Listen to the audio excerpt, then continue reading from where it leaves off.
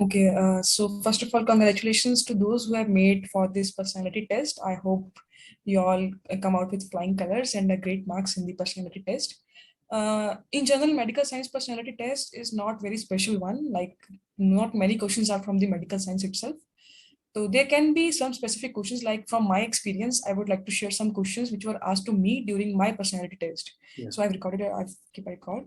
First question is what is medical ethics? Give three main characteristic ethics.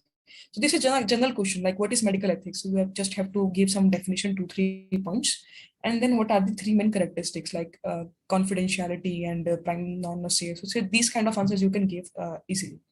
The next question was Lakshya program, the new program. So you can basically go through the latest programs which are coming in the national health. Yeah. So there was a question like why is IMR high in your district and what can be done as an administrator to reduce this mortality? So these kind of questions you can easily prepare from the basic general knowledge, like what can be done to improve the health status of that. The next question was what did we did in second wave? So second wave was very prevalent during that time. So we can correlate with that. So that was the most probable question that I expected because it was very common at that time, maybe not this time. So what could have been done better can always be asked from you, like what could have been done better in the COVID situation? What could have been done better in the health overall scenario? So these kind of questions you should be prepared with. The next question was use of medical science knowledge in IPS. So this is very common question, like how will you use your medical science knowledge in IAS, IPS, foreign service? So these kind of things. For example, in IPS, I gave the answer like forensic studies and use of medical science, especially in dealing with the rape cases or the forensic cases. So in that way, you can give proper answer in just 1 to 2 minutes. So these were the medical questions which were asked. So there, I was asked about 24-25 questions. So these are like 5-6 questions which are of medical science. So no need to worry like whole of your interview will be on medical science. It's not like that. There will be mix of hobbies, interview, medical science, district, state. So just be prepared with some basic questions. Okay. So I'll just take a minute here. There was a question in 2020 paper, right? From the forensic point of view, they were asking as a district magistrate, what is your role in handling that fire accident in a shopping mall, right? That was the question. Yes, yes. Imagine yourself in that situation. For example, you are the administrator in that situation. Yeah. So what will be your role? Like you will be have to inform all the authorities involved. You will have to inform the fire brigade. You will have to ensure that all the people are safe there. You have to ensure that you call the hospital and let them know that there is an emergency and you should be ready. So these kind of points you can always imagine yourself. So if you are a doctor, a practicing doctor, imagine your dean, what your dean will be doing. He is an administrator.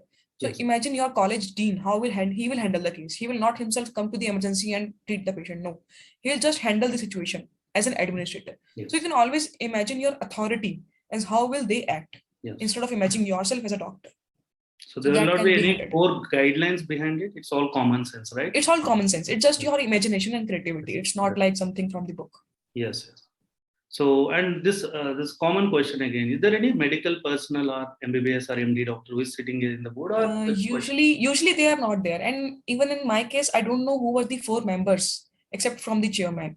Chairman was the BB Vyasa, yes, and rest people I don't know till date who were they. So I cannot say if anyone was medical personnel or not, but there was no core theory question. So they won't be giving you any details about them, right? Like so they were themselves saying that you don't give answer in medical language because we're not aware of that. So just give your answer in general language so that we can understand.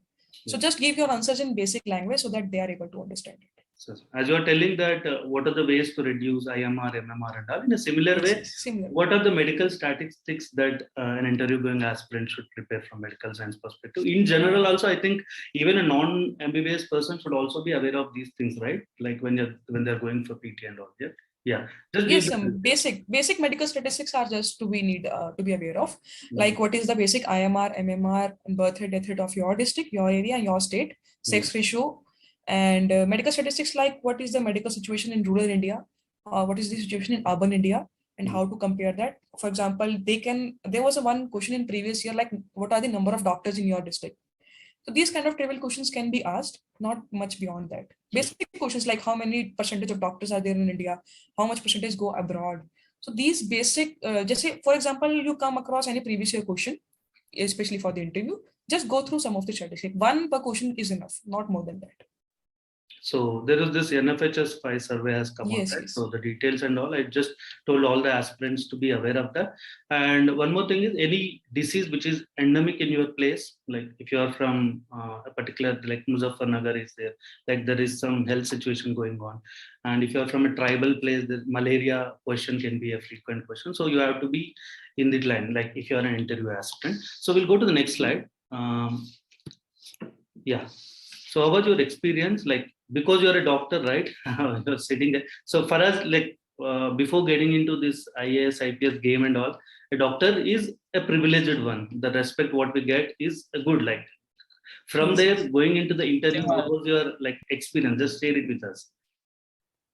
So overall, my interview experience was very good. They treated me like a kid, something, because they were not very strict with me. And especially they complimented on that my optional is medical science. So they were very happy about it. They said you chose medical science as your optional. Most of the doctors don't do it. They often change the optional. So they were very happy about it, and they said very good that you chose a medical science. So I guess they were impressed on this situation. And there were any special privilege? I don't think so. There was any special privilege. It was like the questions were framed like this, like how as a medical student, how do you think like this? Like for an IMR, a general person will give general answer, but Yeah, for medical student, they expect they some expect. details. Yes, definitely. So in that way, I need to give some details. They expect details from me. Otherwise, it was a general interview. Most of the questions of economics and history and everything, they were general, like for any other aspect. So the privilege, the statement is because while I was doing this research and all, I found out that people from IIT background are people with their parents as administrators, IS and IPS, like they are getting good marks in PT. I don't know whether this is a myth or this is a reality. Like being a doctor itself definitely is a privilege for me, so that's why I'm asking. Whether I analyzed the marks of doctors in the last interview. So they were mostly given 182, 184, 182, 184, and not more than that. So I guess there there's is no no special privilege privilege for to us. the medical aspirants. Okay, chalo. So, but again, the next one is: are we at any disadvantage in being doctors and choosing this path? Like, We are not basically at the disadvantage. It is up to you how you prove them that you really want to be in the service. The first question you are often asked is why you are being a doctor, want to become an IAS. So this is the most common question that is being asked. So you have to give a proper answer to that. You have to satisfy them that you are really interested in this service. Otherwise, you can be a disadvantage if you're not able to justify it. You just say, okay, I'm not liking this MBBS, so I want to shift. So this will definitely be a disadvantage to yes, you in the interview. If you say like this, I don't want to be a doctor, you have to prove it. Like I can be a doctor myself, but then I need to improve and I need to work something better. So in that way, it can be your advantage also. Like you have some knowledge, you have some specialization, and now we are shifting towards specialization. yes, So in yes. that way, you can be at a disadvantage or advantage. It's all depend on you. So there was one more question. I'm just jumping into it because we are in the same line. Like, why UPSC after MBBS? Because Yes, I think yes. India needs more doctors than civil servants, right? So that was the usual question which was asked to many of the previous aspirants also. What was your answer? And with whatever experience you gained in the last 1 year, what should be the answer? So this is the most common question that is asked to the medical aspirants, especially almost to everyone it is asked. So my answer was like this, that I am a doctor and I will always be a doctor, but this profession, that is civil service, will provide me wider area of opportunities and diversity. So I like diversity in my work, and I hope that this service will provide me a such arena to work and to improve the society in a better way. So these kind of lines were my answer. And if usually the follow-ups are like, there India already lack doctors, so why you are coming here and causing more harm to the country? So then my answer used to be like, if I am a doctor and coming to administration, I may be useful to administration more in the way that I have some knowledge and skills that I have gained during my MBBS that can be utilized in administration also. For example, usually during the MBBS, we learn that prevention is better than cure. So this can definitely be applied in the administration. In administration also, there is a disaster prevention and then disaster control. So there is always disaster prevention is always better than control. So these kind of situations can be applied. Similarly, with the knowledge about the maternal nutrition, maternal health, childcare, and various diseases like diabetes, hypertension, NCDs. So these knowledge will always stay with me, and I can utilize this knowledge in a better way in the field also. So in that way, even I am a doctor, changing my path, I can be a great use to the government. or the India. So in this way, I used to frame my answer. Okay. So again, how to fill up the gap? Because it's okay that you did it in just after passing out.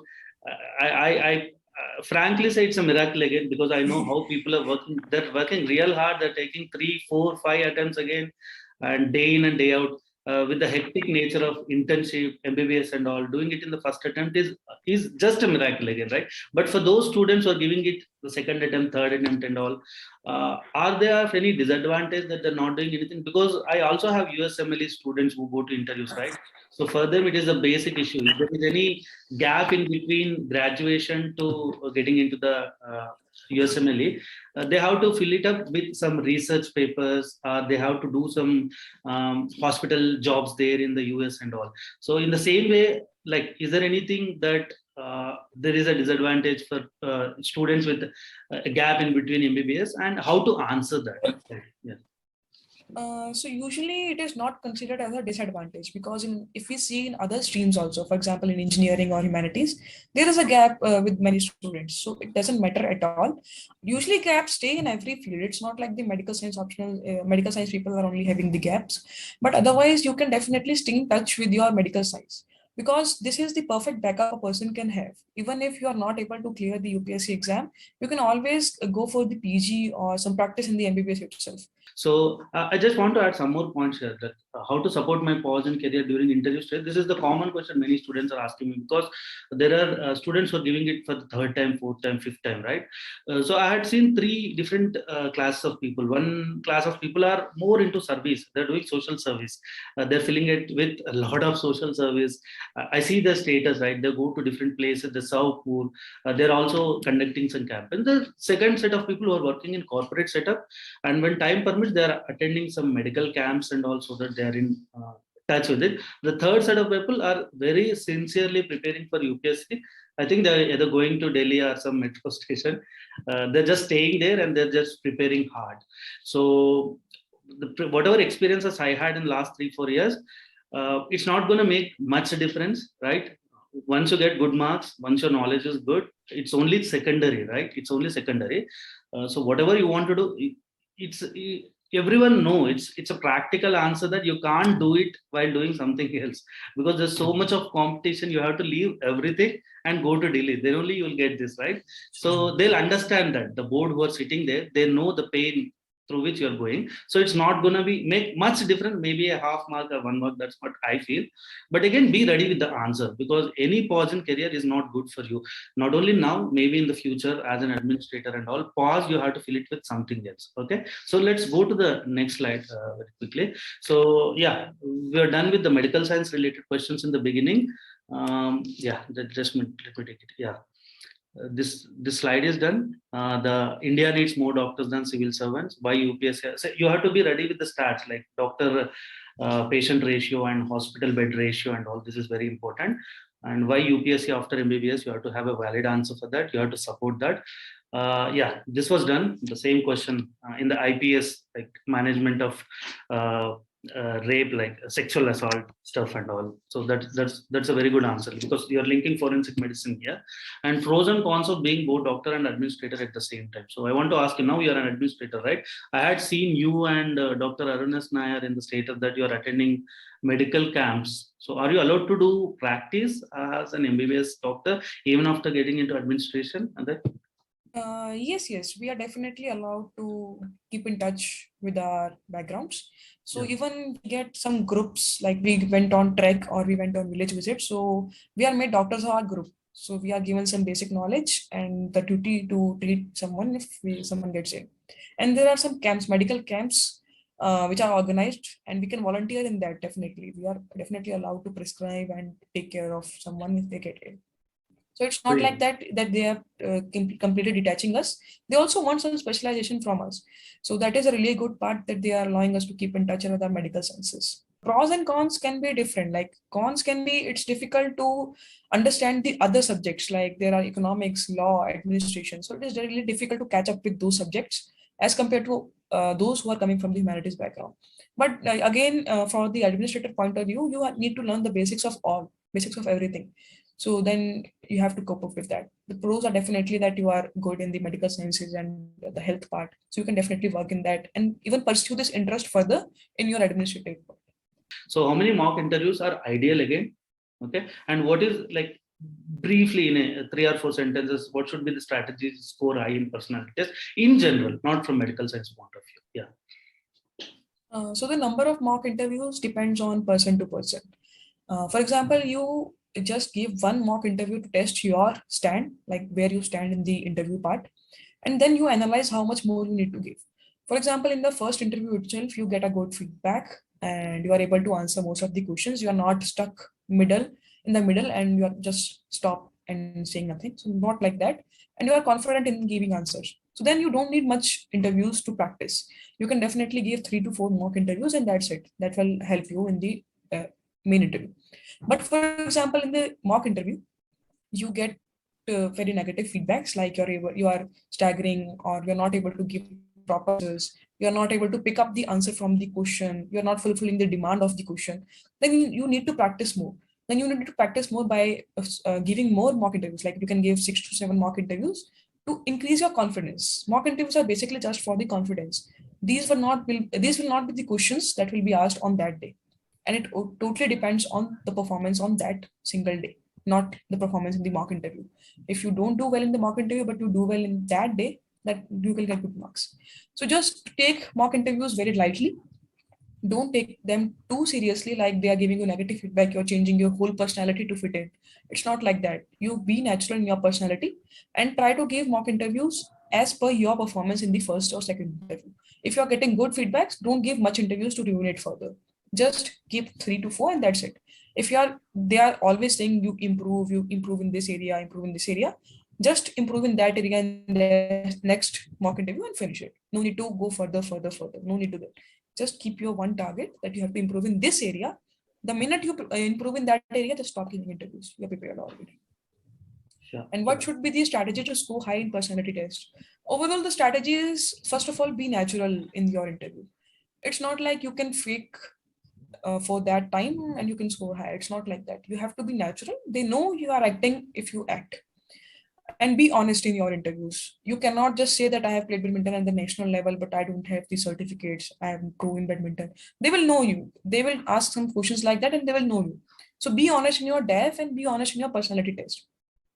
For example, they ask you if you have done any social service or like that. So don't make up at that moment. You should be prepared with what you have to say.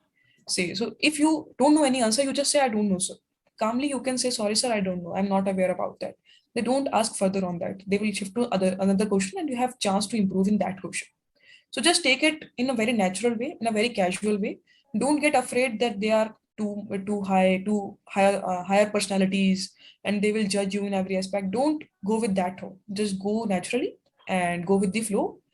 Just keep your anxiety in the chains, because that can definitely ruin your interview. So you have to practice all these things in the mock interview itself. Consider your mock interview as an actual interview and try to control your anxiety. That is the worst enemy. Otherwise, everything will go fine. How many mocks? Your answer is like how many you attended? Because okay, my was like I have attended 4 offline and 4 online, because at that time it was the COVID situation. So I have attended 4 online, 4 offline. Online were not very good experiences because it's not the actual experience that you get in the interview. So try to get offline only. And I gave 4 offline interviews.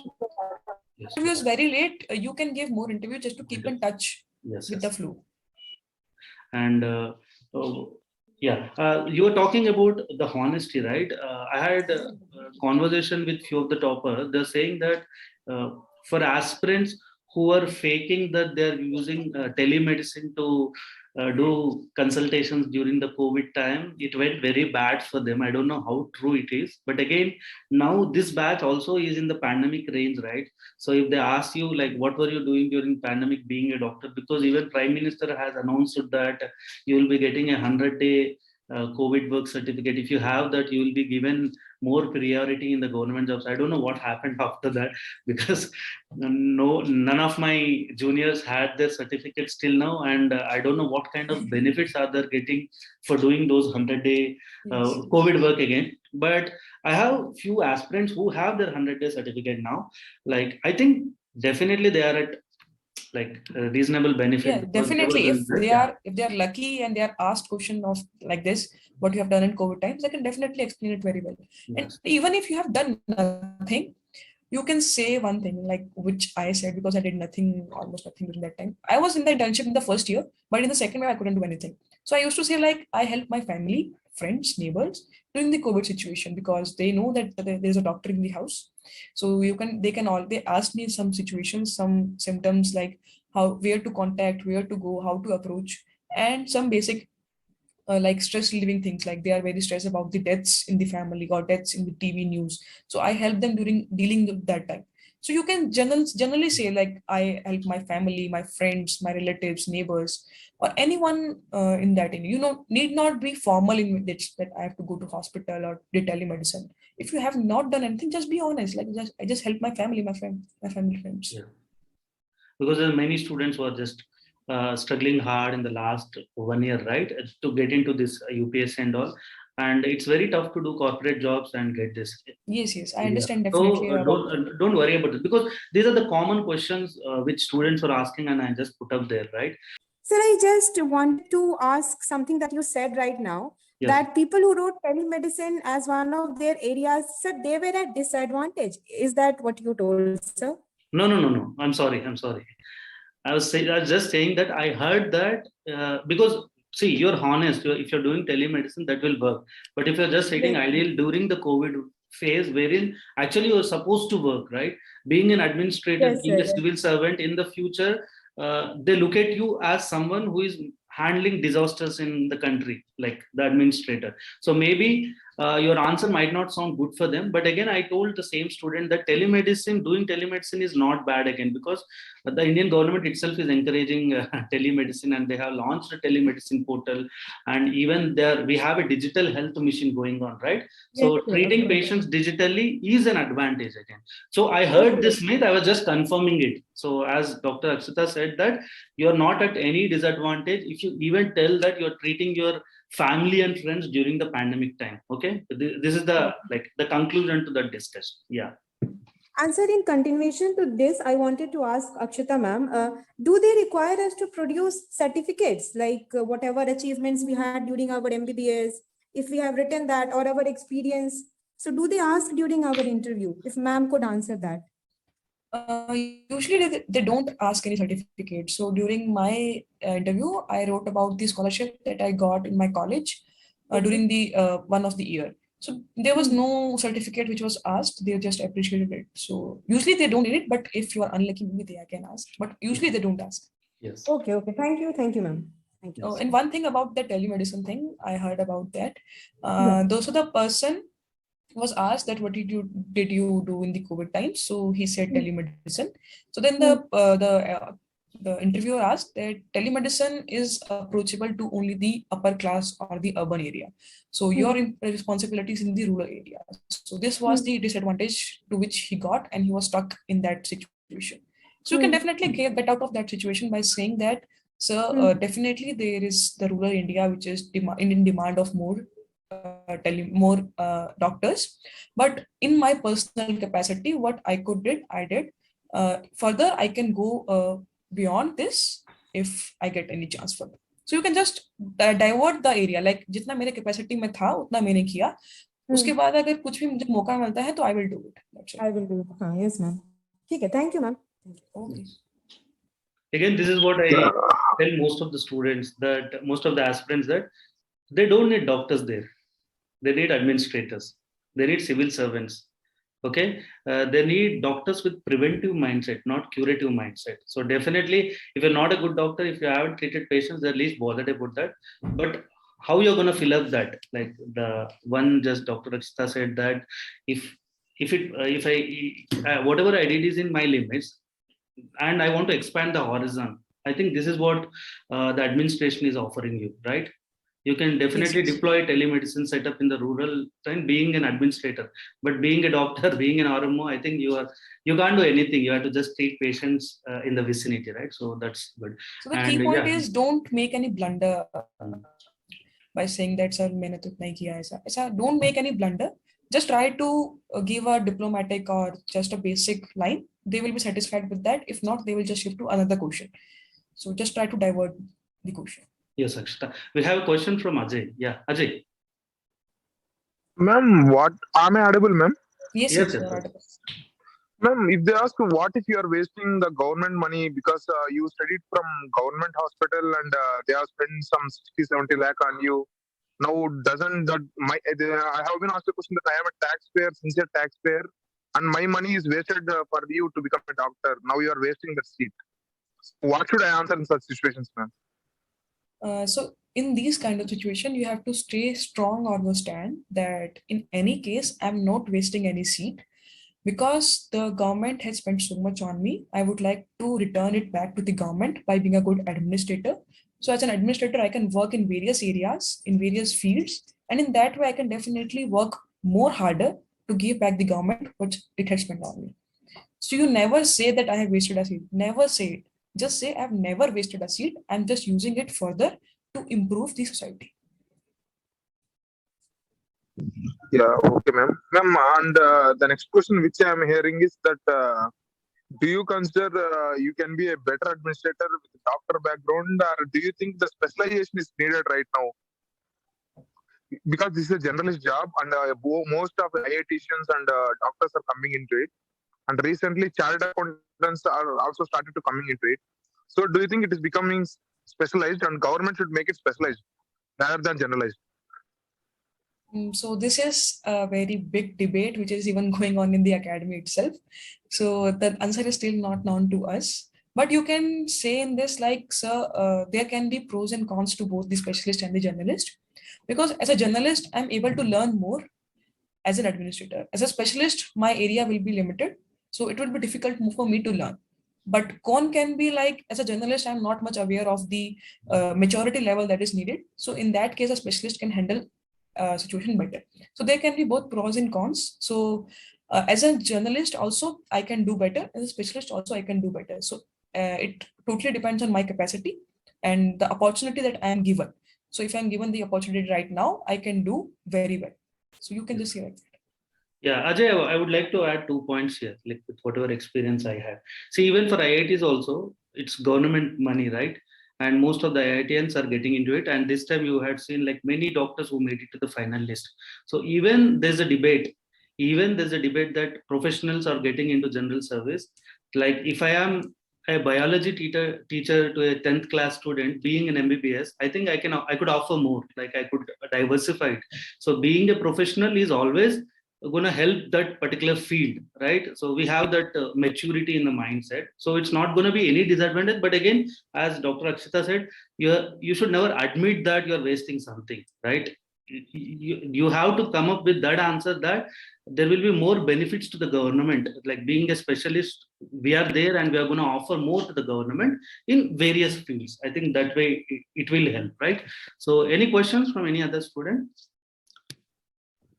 So I have one last question. Yeah, Jay, go ahead.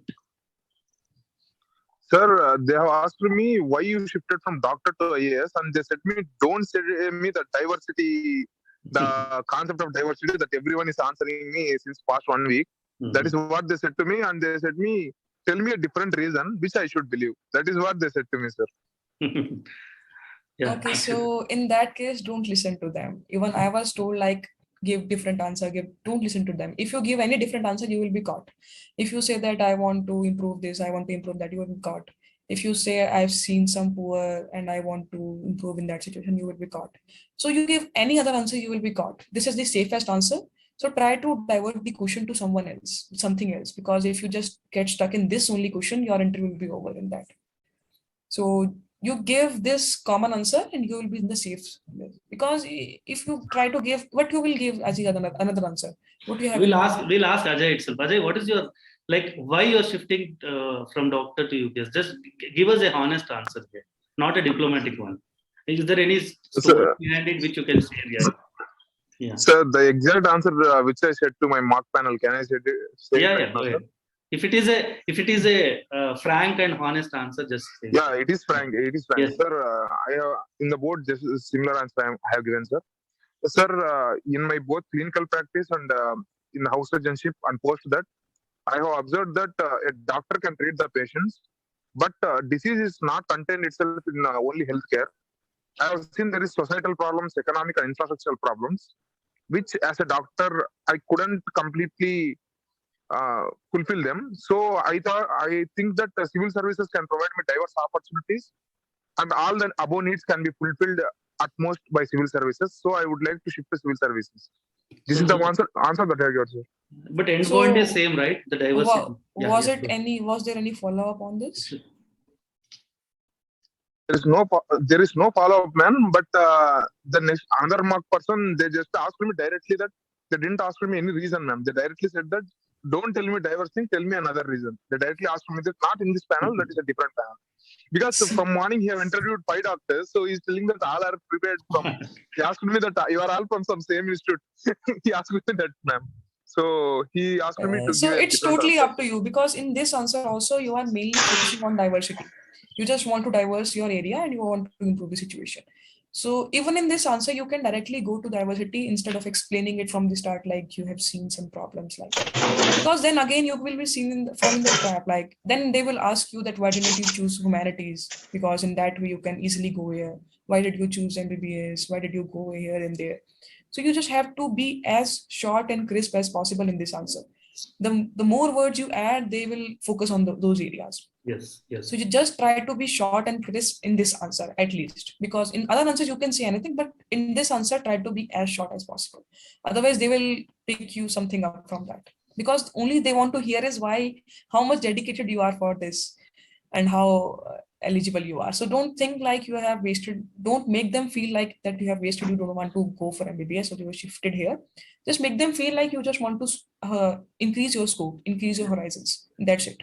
No need to give any logical or anything explanation. Just say you want to go for furthermore. They just want to screw you in this area, right? See, I started this institute 4 years back. From then till now, and I think this is the most asked question, like why a UPSC after. See, if you're not eligible, they'll not include this field itself in the administrative department, right? The government itself agreed that a doctor can become a civil servant. So they know the answer. They know the answer and they want good doctors to be administrators.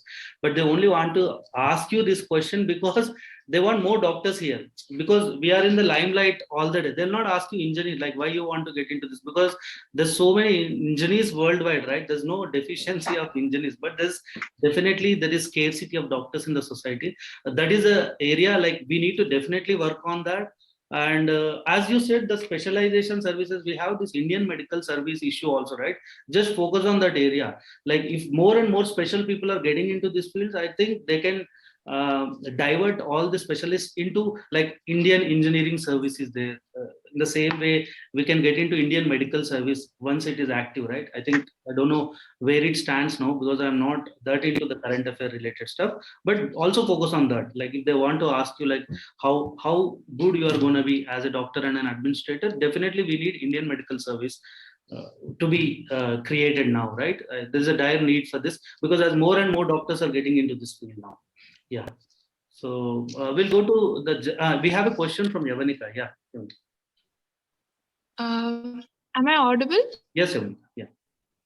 Yeah. Is it advisable to give a personal experience or an incident that happened during internship as a reason for change of profession from medicine to administration, like as from a doctor to an IAS officer? What kind of experience you would say that? No, like a few of them, like one of the few advices that I got was to tell them, like, for example, we had a field visit or a community medicine, field trip or some vaccination drive. So that time seeing the underprivileged population, like one of those were, has a motivation factor for change of profession. Like, is it advisable to give such events or such personal experiences as Okay, so what is the main problem in giving these experiences? Like, it shows that you are easily influenced by anything. It shows like you have seen one incident, you have changed your whole area. So you need more concrete than just mere an influence or a scenario. So you need something concrete than this, in my opinion. Otherwise, you can definitely try in some of the mock interviews and get advice from some senior authorities.